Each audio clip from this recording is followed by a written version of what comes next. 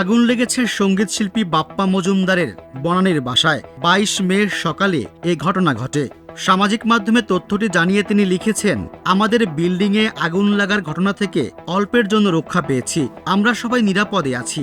Bangladesh fire service ও civil ডিফেন্সকে অশেষ ধন্যবাদ। তারা দ্রুত পদক্ষেপ না নিলে কি যে হতো ভাবতেই শিউরে উঠছি। একটি বিভীষিকাময় অভিজ্ঞতা, এখনো ভাবতে কষ্ট হচ্ছে। ভবনের নিচতলা থেকে আগুনের সূত্রপাত। ইন্টারকমে কল পেয়ে বাসা থেকে বের হওয়ার চেষ্টা করলে চারদিকে ধোঁয়ায় অন্ধকার দেখেন। এতে ঘাবড়ে যান। আগুনের আঁচ এসে মুখে লাগে। কিছুক্ষণ পরিবার নিয়ে বারান্দায় দাঁড়িয়েছিলেন। কি করবেন তখন বুঝে উঠতে পারছিলেন না।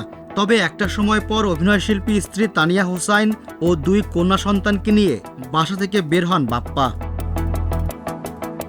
এই ঘটনায় ট্রমার মধ্যে আছেন বাপ্পা মজুমদার। এই ট্রমা থেকে বের হতে সময় লাগবে বলে জানিয়েছেন তিনি।